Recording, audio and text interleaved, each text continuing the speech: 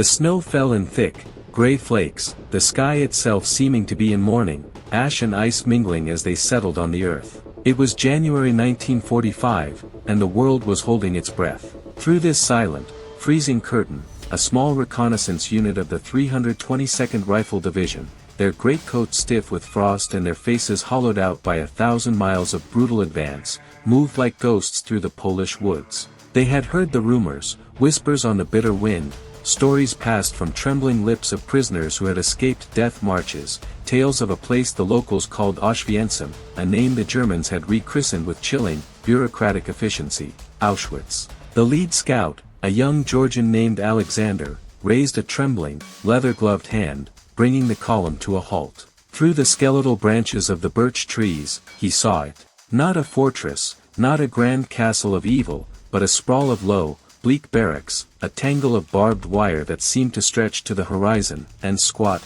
industrial chimneys, cold and silent now. The silence was the most profound thing. No artillery rumbled here, no machine guns chattered. There was only the wind, a low moan through the wires, and the crunch of their own boots in the snow. Alexander keyed his field radio, his voice a cracked, disbelieving whisper. "Command, we have found the camp. The gates are open. There is no one. But we are not alone." He lowered the receiver, his breath pluming in the air, his gaze fixed on the figures now emerging from the long, dark doorways of the barracks. They did not look like people. They were sketches of people, drawn by a trembling hand on parchment skin, their striped uniforms hanging from skeletal frames, their eyes vast, dark pools in which the last embers of a soul still, impossibly, smoldered. They did not cheer. They did not cry. They simply stood, watching their liberators, their silence a louder condemnation than any scream. This was not a battlefield. This was something else entirely. This was the geography of the absolute zero of the human spirit. To follow this channel is to bear witness to the stories the textbooks leave out, to stand in the shoes of those who faced the abyss. If you wish to continue this journey into the heart of the 20th century's greatest darkness, to understand not just what happened, but how it felt to be there, consider subscribing. The archives are vast, and the memories are fading. Help us keep them alive. The silence that greeted Alexander and his men at the gates of Auschwitz was not the beginning of the story. It was the end of a long, descending road, a road paved not with cobblestones, but with laws, and whispers, and the slow, systematic unspooling of a world. To understand the absolute zero of those barracks, one must first feel the chill of the wind that blew years earlier, a cold that started not in the Polish winter, but in the polished marble halls of power, in the fervent applause of crowded beer halls, in the quiet, fearful compliance of ordinary streets. It began with a paper cut, not a bayonet wound. The year is 1935. In Nuremberg, under banners that snap in a bright, clean wind, a Reichstag stripped of its opposition passes the law for the protection of German blood and German honor. The language is dry, legalistic, a masterpiece of bureaucratic malevolence. It speaks of citizenship and Reich, of purity and contamination. But in a small apartment in Berlin, a family reads the text in the newspaper, their morning coffee turning to acid in their stomachs. Their neighbors, the Rosenthals, are no longer just neighbors. They are now, legally, a problem to be solved. This is how it starts. Not with a bang, but with the quiet, precise click of a stamp on a document, the scratch of a pen that systematically redefines a human being as a parasite. The world does not end in fire, it is first suffocated in parchment. The violence, when it comes, will be almost an afterthought, the final, logical step in a process that had already declared millions of people ghosts in their own homeland. We see it now in flickering black and white newsreels, the frantic energy of those early rallies, the sea of torches, the ecstatic, upturned faces. But if you listen closely, past the roaring speeches and the marching bands, you can hear another sound, the sound of 1,000 doors closing quietly, the soft thud of a passport being revoked, the stifled sob behind a curtained window. This was the gestation period of the horror, the patient, meticulous construction of the architecture of hate. And in the background, always, was the typewriter. It clicked in Gestapo offices deep into the night, its sound a metallic counterpoint to the street songs, producing lists of names, orders for surveillance, reports on subversive elements. The smell of those rooms was of ink, cheap tobacco, and the faint, cloying scent of ambition. A man in a crisp uniform would lean back, reading a dossier, his fingers steepled. His decisions were clean, clinical, divorced from the human reality they dictated. He would order a family separated, a business seized, a life destroyed, and then he would go home for dinner, kiss his children goodnight, and sleep the sleep of the just. This dissonance is the first, fundamental weapon of any terror state, the ability to make the monstrous feel routine. And so the noose tightened, not with a sudden jerk, but with a slow, inexorable pull. The story of the Holocaust is often told from the end, from the gas chambers and the piles of shoes. But the true psychological terror, the element that breaks the spirit before the body is touched, lives in those early years. It is the father who can no longer provide for his family because his livelihood has been legally stolen from him. It is the child who comes home from school, crying because her best friend is no longer allowed to speak to her. It is the slow, dawning realization that the society you were born into, the culture you helped build, now considers you a foreign body, a disease to be expelled. This was a war fought in the shadows of the human heart long before the 1st Panzer Division rolled into Poland. It was a war of fear, and shame, and a desperate, clawing hope that perhaps, if one stayed quiet enough, compliant enough, invisible enough, the storm would pass. But the storm was not something that passed. It was something that fed. It fed on silence. It grew fat on compliance. The Kristallnacht of 1938 was not an outbreak of spontaneous madness. It was the monster, fully grown, finally stepping out of the legal shadows and into the glass-littered streets. The smell of burning synagogues was the smell of the paper laws finally catching fire. The cold iron bars of the first camps, like Dachau, which had opened years earlier, were no longer just for political opponents. They were waiting, their capacity expanding, their purpose sharpening, a silent promise of what was to come. The snow that fell on Auschwitz in 1945 was the same snow that fell on Berlin in 1935. It was just that by then, the world had gathered in Europe, a different, but no less brutal, shadow was falling across Asia. While the Nuremberg laws were being drafted, in a laboratory in Pingfang, outside the Chinese city of Harbin, a man in a Japanese Imperial Army uniform, a member of the covert Unit 731, carefully noted the temperature of a frostbite test on a living, conscious human being referred to in his log not as a person, but as a Tamaryuta, a log of wood. The same bureaucratic language, the same chilling detachment, applied a continent away. The same typewriters clicked, recording the effects of bubonic plague released on villages, the pressure thresholds of the human lung, the precise rate of decomposition from gangrene. This was not the heat of battle, this was the cold, calculated inquiry of the abattoir, dressed in the white coat of science. The screams in those rooms were filed away as data points. The terror was a variable in an equation. The parallel is what chills the soul, the simultaneous, independent discovery, by different cultures, of how to efficiently reduce a human being to a number, a specimen, a problem.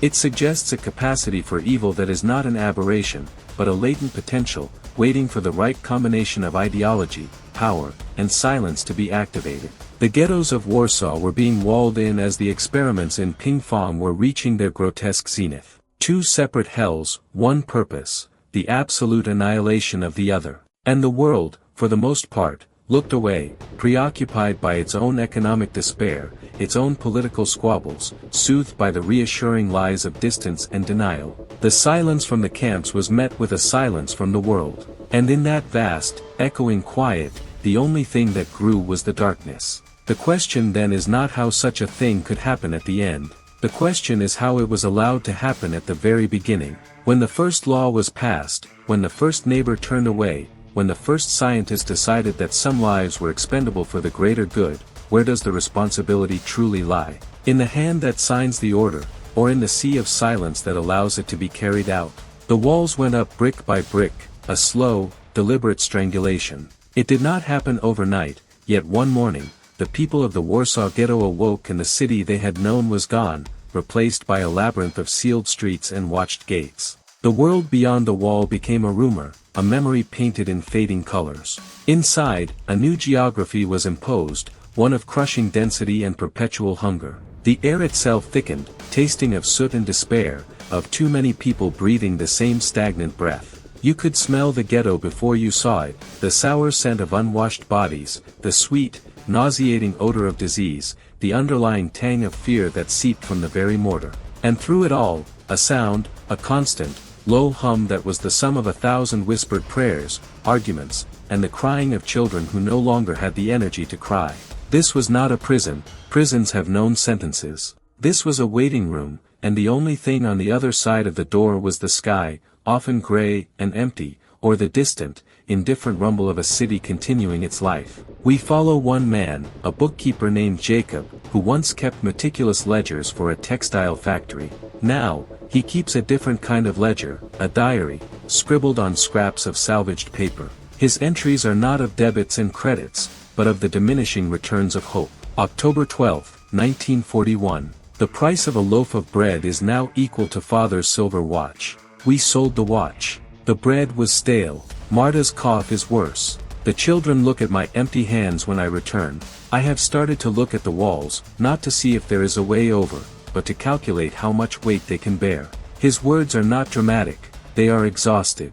They are the clinical notes of a soul conducting an autopsy on its own life. The violence here is not the sudden burst of a rifle, it is the slow, invisible violence of a calorie deficit, of a spirit being worn down to a nub by the relentless friction of indignity. The ghetto was a machine designed not to kill quickly, but to grind, to erase humanity layer by layer, until what remained was a hollowed-out creature, a walking hunger, making the eventual transition to the camp not a shock, but a formality. And while the walls of the ghetto rose, another wall was being built 1,000 miles to the east, a wall of frozen earth, of shattered brick, and of human bodies. This was Stalingrad.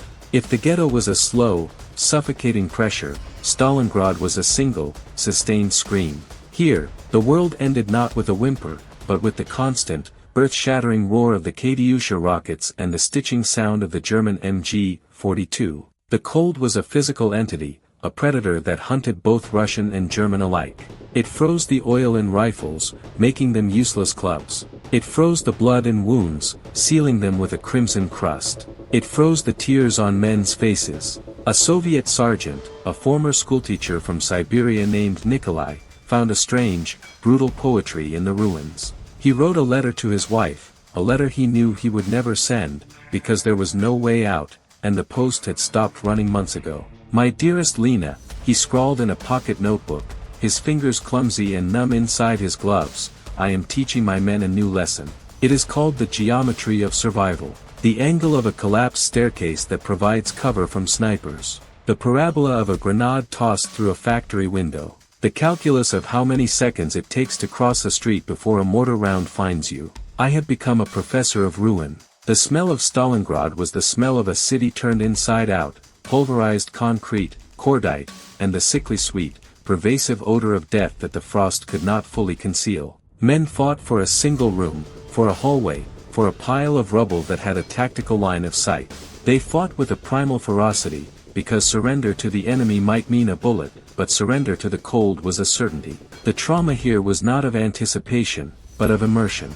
There was no time for fear, only for action and reaction, a brutal automation of the human spirit. A soldier's hands would tremble not from emotion, but from the constant vibration of the artillery barrages, a permanent tremor that would remain long after the guns fell silent. Back in the ghetto, the silence between the periodic eruptions of terror was its own form of torture. The sound of a boot on the cobblestones outside your door could be the end of your story. This was the realm of the Gestapo and the SS, masters of psychological warfare conducted in small, soundproofed rooms. The interrogation room was a theater of dread.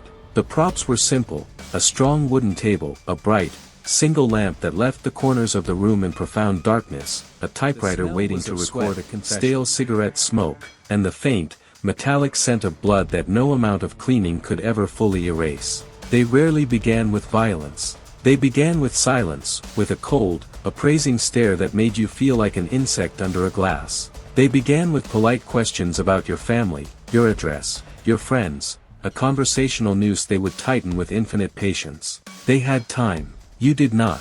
The breakthrough often came not from the application of pain, but from the threat of it, the imagined horror being far more effective at breaking the mind than the actual, physical sensation. A survivor of the Gestapo's headquarters on Prinz Albrechtstrasse would later recall, his voice a flat, emotionless monotone, the worst was not the blow. The worst was the moment before. The sight of the interrogator calmly removing his rings, placing them neatly on the desk. The sound of his colleague quietly rolling up his sleeves. In that silence, you confessed to everything. You confessed to things you hadn't even done. You offered them names, any names, just to postpone the inevitable. This was the ultimate perversion, turning a man against his own community, making him an accomplice in his own destruction, all through the masterful manipulation of fear. It was a cruelty that understood the human psyche intimately, that knew the exact pressure point where principle cracks and self-preservation begins its desperate, shameful bargaining. And as the snows deepened around Stalingrad and the walls of the ghetto grew higher, the machinery of the final solution began to find its rhythm. The whispers became trains. The abstract threats became the very real, chillingly familiar sound of cattle car doors being slammed shut and bolted from the outside. The ghetto was the antechamber, Stalingrad was the battlefield of conventional annihilation, but the camps were the destination. The journey between them was a descent into a new circle of hell, a rolling, claustrophobic darkness where humanity was stripped away along with your luggage, your name, and your past. The parallel between the Eastern Front soldier freezing in his foxhole and the Jew freezing in the ghetto, awaiting deportation, is a stark one. Both were trapped. Both were starving. Both were subject to a force of unimaginable brutality. But the soldier, even in his hopelessness, was still a combatant, an actor in his own drama. The person in the ghetto, and later in the camp, was reduced to an object, a passive recipient of a fate that had been decided in an office far away, by a man who had never smelled the fear, never heard the cries, and had gone home to his family in time for supper. This is the central, unbearable truth of the Holocaust, the sheer, industrial, dispassionate nature of it. The violence was not personal, it was procedural, and that is perhaps the most terrifying thing of all. So we are left with two forms of hell, the hot hell of the battlefield, where men die for a cause, and the cold hell of the camp system, where people are eliminated for a reason. One is a tragedy of epic, classical proportions. The other is a crime of such banality, such bureaucratic neatness, that the human mind struggles to find a place for it. Where does the human spirit find purchase when the world has become not a battlefield, but a factory? The descent was not a fall, but a transition, a crossing over into a geography that operated on a different set of physical and moral laws. The journey, in the closed, airless dark of the cattle car, was a form of unbeing. For 40, 50, 60 hours, the world was reduced to the press of bodies, the stench of voided bowels, the thirst that cracked the tongue and made thought impossible. The only light was a thin, cruel sliver from a boarded-up window, illuminating the dust motes dancing like spirits over the living and the dead, for sometimes they arrived with both. The sound was a symphony of human suffering, the low moaning, the frantic prayers, the wailing of children that slowly subsided into a weak, intermittent whimper. Then, the train would shudder to a halt. The silence that followed was more terrifying than the noise. It was the silence of the void. And then came the sound no one could ever forget, even if they lived 1,000 years, the heavy, metallic shriek of the bolt being thrown back, the door sliding open. The world that flooded in was blinding, overwhelming. The smell of disinfectant, of pine trees, of burning, always the smell of burning. And the voices. Not human voices, but barks, commands shouted in a guttural German that stripped language of all its poetry and reduced it to a weapon. This was the ramp at Auschwitz-Birkenau. This was the antechamber to the absolute zero. We follow a woman, a doctor from Prague named Elisa, her white coat long since traded for the rough wool of a deportee's dress. She clutches the hand of her young son, his eyes wide, not with understanding, but with a primal fear of the noise, the lights, the sheer scale of the chaos. Her mind, trained in diagnosis and deduction, tries to make sense of the scene. Men in SS uniforms, their posture relaxed, almost bored, hold batons. They point. Left. Right. The motion is casual, a flick of the wrist, yet it carries the weight of eternity. She sees an elderly man, a respected professor from her university, directed to the left. She sees a strong-looking young man, a laborer, directed to the right. Her analytical mind seizes on a pattern, a terrible, dawning logic.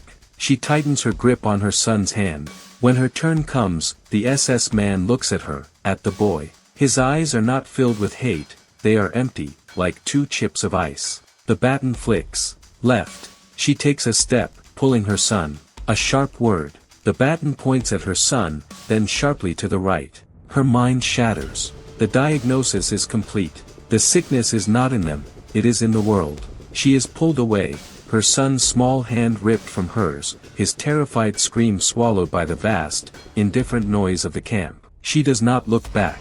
To look back is to turn to salt. To look forward is to walk into a living death. This was the selection. It took less than 10 seconds. It was the most efficient sorting mechanism ever devised by man, separating the immediately useful from the immediately waste. And in that moment, the universe, for Elisa, fractured into two parallel, irreconcilable realities, the one where her son had just been, and the one where he would never be again. This was the core of the camp system, the ultimate expression of the bureaucratic nightmare. It was a factory where the raw material was human life and the products were labor, gold fillings, hair, and ashes. The silence within the camp was not peaceful, it was the silence of profound shock, of a trauma so immense it stifled the very capacity for sound.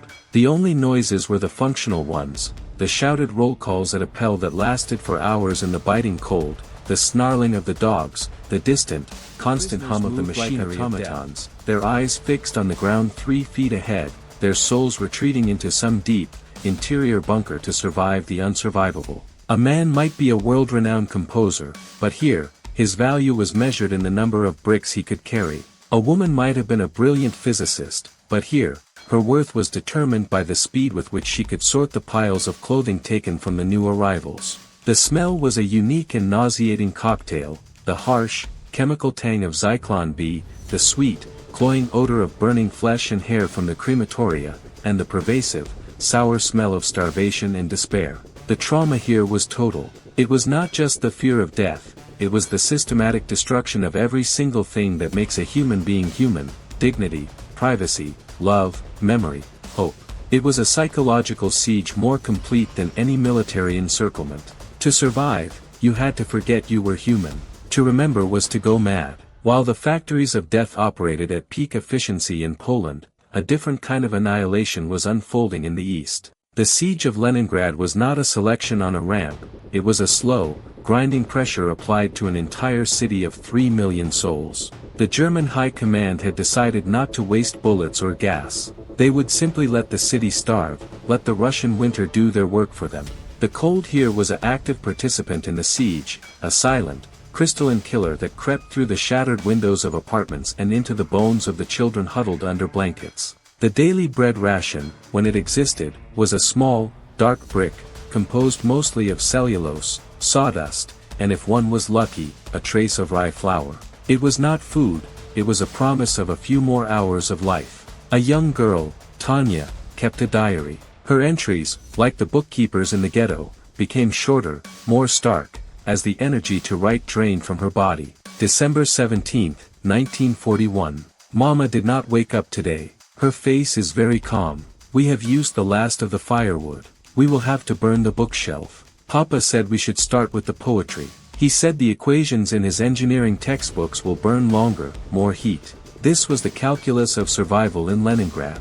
The value of a book was no longer in its words, but in its BTU output. The value of a human life was measured in grams of bread. The silence in Leningrad was the silence of a city conserving its last dregs of energy, a vast, collective holding of breath. The only sounds were the distant thump of the German artillery and the soft, swishing sound of sled runners on the snow, dragging the day's dead to the mass graves. The trauma of Leningrad was the trauma of watching your world, your culture, your family, disintegrate not in a fiery explosion, but in a slow, inexorable fade to white. It was death by entropy. And in the pristine, well-lit laboratories of Unit 731 in Manchuria, the ultimate perversion of knowledge was underway. Here, the silence was the silence of the laboratory, broken only by the click of instruments, the scratch of pens, and the occasional, muffled sound from the sealed rooms. The scientists here, men with degrees from prestigious universities, had perfected the art of moral detachment. They were not sadists, they were pioneers. A human being was a log, a test subject. Frostbite experiments were conducted to determine the best treatment for Japanese soldiers on the Manchurian front. Living subjects were exposed to the elements, their limbs frozen solid, then thawed, the data meticulously recorded. Vivisections were performed without anesthetic to study the progression of disease in a living body. The psychological terror for the prisoner here was unique. It was the terror of being utterly objectified, of being transformed from a person into a data point in a scientific journal. The trauma was not of chaos, but of order, of a cold, clinical curiosity that was more alien, more inhuman, than any outburst of rage. It was the horror of the spreadsheet applied to the human soul. The parallel is chilling. In Auschwitz, the goal was industrial extermination. In Ping Fong, the goal was scientific progress. Both required the same first step, the absolute eradication of empathy. The smell of Unit 731 was not of burning flesh, but of antiseptic and formalin, the smell of a hospital that has become a charnel house. So we are presented with three models of hell: the industrial, the elemental, and the scientific.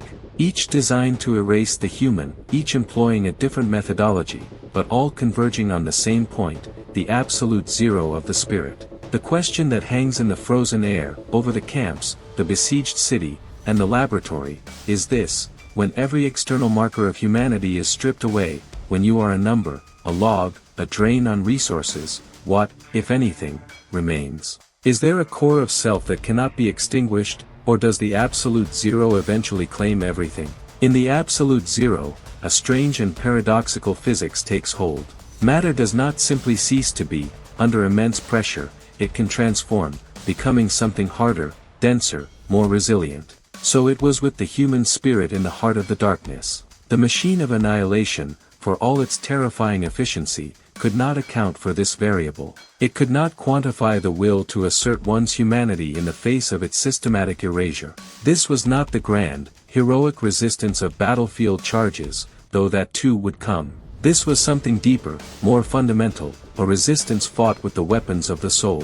In the camps, it was the prisoner who secretly taught another a few words of a poem, preserving a fragment of a culture slated for destruction. It was the sharing of a crust of bread, a currency of compassion more valuable than any gold tooth. It was the immense, silent rebellion of simply surviving another day, of denying the Nazis the finality of their numbers. A rabbi, his beard shorn, his body broken from hauling stones, would gather a few men in the dark corner of a barracks after roll call. His voice, a dry rasp, would not pray for deliverance, that hope had been extinguished. Instead, he would debate a point of Talmudic law from memory, his words a defiant assertion that their intellect, their faith, their identity, could not be taken from them. The act was a fortress built not of stone, but of mind. In the Warsaw Ghetto, as the final deportations loomed in the spring of 1943, the resistance took a more tangible form. In hidden basements and attics, young men and women who had watched their world shrink to a few square miles of despair began to assemble a pathetic, glorious arsenal. They built bunkers, connected through sewers and breached walls. They smuggled in pistols, a handful of rifles, and materials for Molotov cocktails. The smell of the ghetto now mingled with the scent of gunpowder and fresh-turned earth. These were not soldiers. They were students, tailors, poets. Their hands, once accustomed to holding pens and needles, now learned the cold, heavy feel of battle they could win. They knew this with a chilling clarity. It was a statement. It was a choice to die on their feet, in a flash of fire and defiance, rather than on their knees in the ashes of Treblinka. When the German tanks and troops entered the ghetto to begin the final liquidation, they were met not with silent submission, but with a storm of gunfire and flaming bottles from the windows and rooftops. The shock on the faces of the SS was palpable. This was not in the script. The logs were fighting back. This spirit of defiance echoed in the frozen hell of the POW camps, particularly those run by the Imperial Japanese Army, where the code of Bushido interpreted surrender as the ultimate dishonor, making the prisoners beneath contempt. Survival here was a different kind of war, a war against brutality, disease, and a deliberate policy of neglect. The building of the Burma-Thailand Railway, the Death Railway, was a monument to this suffering. Men who were already skeletons were driven by guards to move mountains of earth with little more than their bare hands and a desperate, collective will. The smell was of jungle rot, dysentery, and the metallic tang of fear. And yet, here too, resistance flourished. It was the medic who stole slivers of morphine to ease a dying man's pain, risking a beheading for a moment of mercy. It was the engineers who, with breathtaking audacity, deliberately sabotaged a bridge support, calculating the precise weakness that would cause a delay without revealing their hand. It was the artists who, using stolen charcoal and scraps of paper, sketched the faces of their comrades, creating a visual record so that the world would know, so that these men would not vanish into the anonymous green hell. Each act, no matter how small, was a pinprick of light in an overwhelming darkness, a declaration that while the enemy controlled their bodies, they would never own their minds. Music swells, the violin finding a stronger, more urgent voice, joined by the low, determined thrum of a cello. The visuals cut to the cramped interior of a B-17 bomber. Meanwhile, the great, conventional war machines of the Allies continued their grim, inexorable work. This resistance was of a different scale, but it was no less psychological. For a young American bomber pilot on his first mission over Germany, the fear was a physical presence in the cockpit, a cold knot in the stomach that tightened as the flak began to bloom around them, black, ugly flowers of smoke and shrapnel that could tear their aluminum aircraft to pieces. The world outside was a cacophony of noise, the deafening roar of the four engines, the sharp pop-pop crump of the anti-aircraft guns, the intercom chatter laced with a forced calm. The smell was of aviation fuel, oil, and the sharp, electric scent of ozone. His hands on the controls were steady not from courage, but from training, his mind focused on the checklist, the formation, the bomb run. The psychological warfare here was against the self, against the primal instinct to turn back, to flee the wall of fire ahead. It was a battle fought in the space between heartbeats. Below the waves, in the silent, claustrophobic world of a submarine, the tension was of a different kind. It was the tension of the hunt, and of being hunted. For days, they would patrol the gray Atlantic waters, the only sounds the hum of the electric motors and the creak of the hull under pressure. Then, the sound of sonar pings, the frantic activity of a crash dive, the depth charges. The explosions were not loud, they were a series of massive, concussive thuds that shook the boat like a toy in the hands of a giant, each one a promise of a crushing, watery death. The crew would stand at their stations in the red-lit control room, their faces slick with sweat, their eyes fixed on the depth gauges, waiting, listening. The trauma of the submariner was the trauma of entombment, of waiting in the dark to be found, the silence between depth charges more terrifying than the explosions themselves. And on the home fronts, the resistance was quieter, but no less vital. In occupied France, a woman cycling down a country lane, a loaf of bread in her basket, carried microfilm embedded in the crust. The simple act of handing that bread to a man in a cafe was an act of high treason, punishable by arrest, torture, and the firing squad. The fear was a constant companion, a taste of metal on the tongue. Every knock at the door could be the Gestapo. Every casual conversation was a potential trap. The resistance networks were webs of trust and silence, their strength lying not in firepower, but in the absolute discretion of their members. The smell of their secret meeting places was of damp cellars, cheap coffee, and the ever-present scent of fear, now mixed with the fierce aroma of determination. They lived in a space between heartbeats, their entire existence a gamble against the ruthless efficiency of the Nazi security apparatus. They were the invisible army, and their weapon was information, their battlefield the shadows of a conquered land. So we see that the war was not merely a conflict of armies, but a spectrum of resistance. From the spiritual defiance of the camp prisoner reciting poetry, to the armed rebellion of the ghetto fighter, to the silent, deadly work of the secret agent, to the nerve-shredding endurance of the pilot and the submariner. Each was a response to the same overwhelming force, each a testament to the stubborn, indestructible core of the human will. But this raises a profound and unsettling question: in a world gone mad, where the rules of civilization have been suspended, is resistance a moral duty for all, or an impossible burden placed upon the few? And what is the cost, to the soul, of taking up that burden, whether it be a prayer, a pistol, or a piece of bread stuffed with secrets? The silence broke, not with a cheer, but with a gasp. When the 1st American Jeep of the 4th Armored Division rolled through the gates of Ohrdruf, a subcamp of Buchenwald, in April of 1945, the soldiers expected to find a military installation, perhaps a supply depot. They found instead the architecture of hell, rendered in cold, concrete fact. The air, which they had imagined would smell of gunpowder and war, was thick with the sweet, putrid stench of death and disinfectant. They found the still smoking pyres, the bodies stacked like cordwood, the living skeletons who stared at them from sunken, ancient eyes. These were battle-hardened men, veterans of the Hurtgen Forest and the Bulge, who had seen men torn apart by shells and frozen in foxholes. But this was something their minds could not immediately process. A young lieutenant from Ohio, his hand resting on the cold grip of his sidearm, would later write to his mother, "We have seen the face of the enemy, and it is not a face. It is a number on a tag, it is a pile of bones, it is a silence that screams. Mother, we are witnesses, and I fear what we have seen will never leave us." The liberation was not a victory parade, it was a forensic excavation. It was the world of the living, with its rules and its sunsets and its concepts of good and evil, violently colliding with a world that had operated on a different moral planet. The GIs, with their clean uniforms and their care rations, were aliens here. They moved through the camps like ghosts, their boots echoing on the hard-packed earth, their voices hushed by the overwhelming evidence of a crime so vast it seemed to stain the very sky. They forced the burghers of the nearby towns to walk through the camps, to see, to smell, to bury the dead with their own hands. The faces of the Germans were a complex map of horror, shame, and often, a defiant, bewildered denial.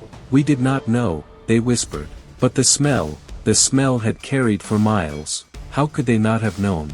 This was the dawn of the reckoning, but it was a dawn that brought a cold, grey light. In London, Nuremberg, Tokyo, the typewriters that had once produced the orders for genocide now produced the indictments. The courtrooms were palaces of reason built on the edge of an abyss. The air was clean, smelling of polished wood, starched collars, and the faint ozone of the new simultaneous translation equipment. The Nazi leaders, stripped of their uniforms and their power, sat in the dock, looking like tired, middle-aged businessmen.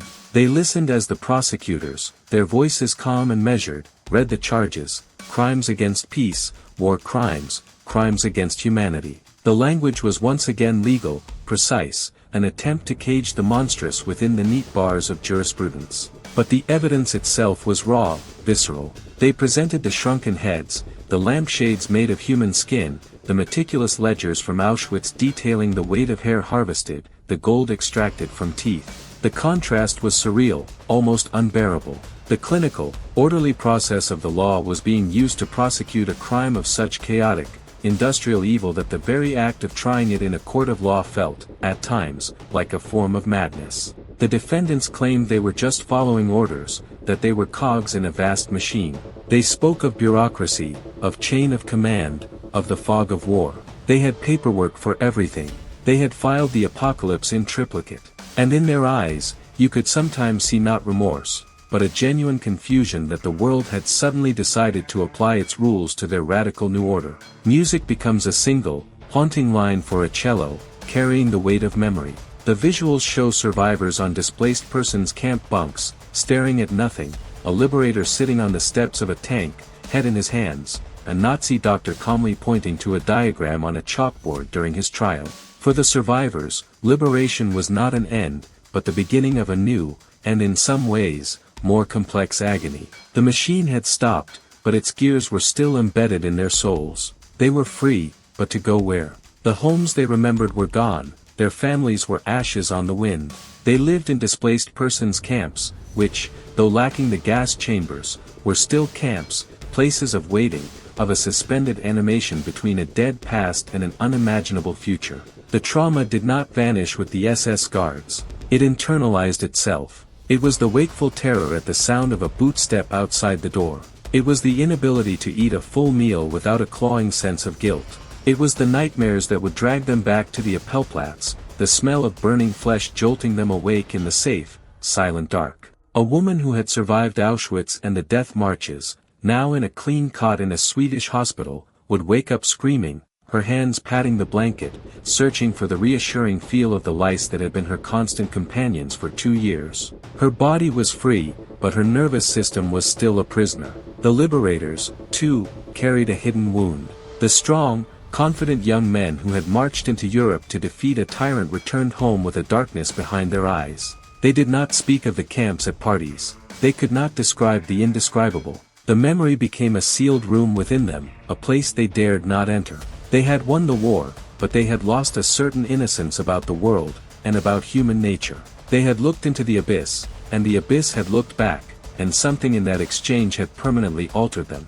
And what of the architects? In the final days, as the Third Reich crumbled into rubble, many of them chose the easy way out, a cyanide capsule offering a cleaner death than they had afforded millions. But those who were captured and faced the gallows or the firing squad often met their end with a chilling banality. They were concerned with their last meal, with a final letter, with the neatness of their uniforms. There was no great moment of introspection, no thundering admission of guilt. The system they had built was so effective at compartmentalizing evil that they themselves seemed to believe in their own innocence, right up to the moment the trapdoor swung open or the bullet struck. The silence after their deaths was not the silence of justice served, but the silence of a question unanswered. How?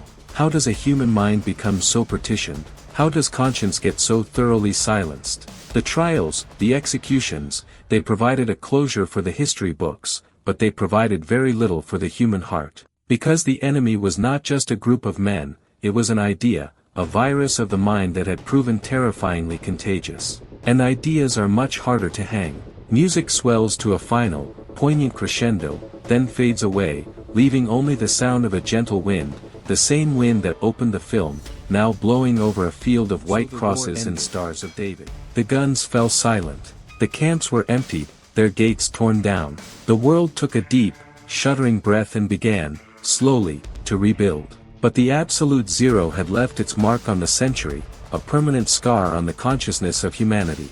We are the children of that silence.